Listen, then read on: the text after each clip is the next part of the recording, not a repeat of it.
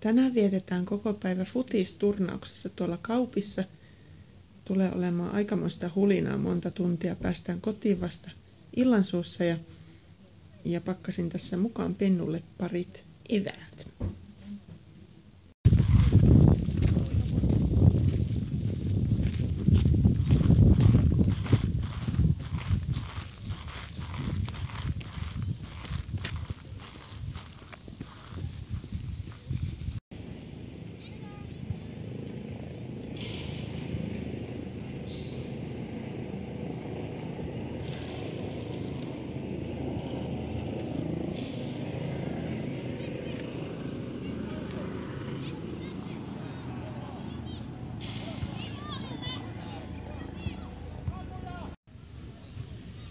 Pentu nukkui samalla pienet päiväunet, kun me käytiin tuolla omalla autolla vähän syömässä itsekin välipalaa ja kirjoittelemassa hienoja kunniakirjoja pojille. Ja nyt löydettiin tämmönen vähän teknisempi syömispaikka Pennulle.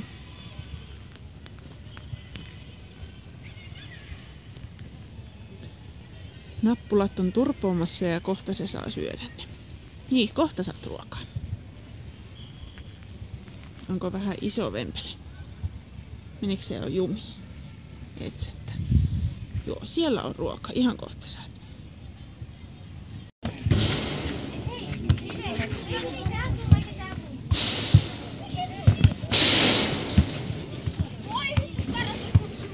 Kahvia.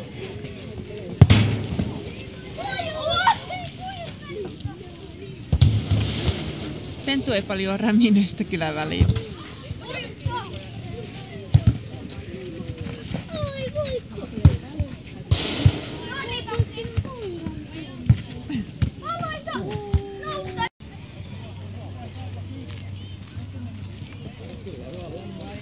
Ei se mitään hätkähtänyt, vaikka tuossa ihmisiä kulki. Ihan totta. Tuossakin pojat harjoitteli siinä pyöreässä ringissä, niin rämähteli ihan hirveästi, niin ei tää säikkynyt sitäkään kolinaa. Että kyllä sitä tulee aika vahva heroinen, mä luulen. Jos nyt et kumminkaan tuhoa sitä purkkia. Niin, äsken sä kellit niin hauskasti. Kellitkö sä vielä uudestaan? Oi! Sua ainakin 10 ihmistä sanoo tänään supersöpöksi. Pojat sanoo, että sä oot suden näköinen ja yksi setä sanoo, että sä oot selvä Suomen lapinkoira. Ei ole lapinporokoiraa nähnytkään. Sitten oli pörrönen ja pehmeä ja suloinen ja ihana ja nyt sä kyllä hajotit tämän. Auts, nyt oli sormet välissä. Ai! Everi. Niin. Jalkapalloilijat ei pure. Kysy vaikka suoraan sieltä. Rankka futispäivä ollut pikkusen.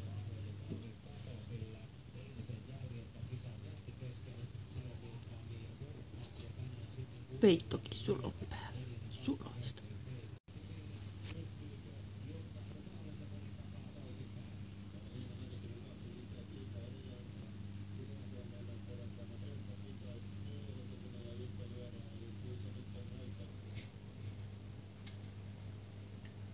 Pennun aamutuumiskelut.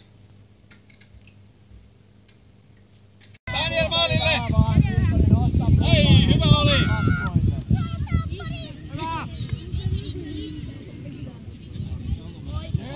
Vähän kaveria,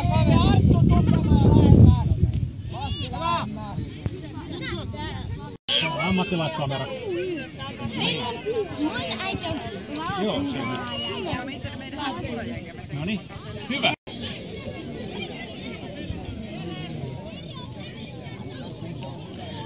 Ruoste sai uuden fanin, kun joukkueiden valokuvaajakin oli lappalaiskoira-ihmisiä. Ruoste sai olla maskottina meidän joukkuekuvassa.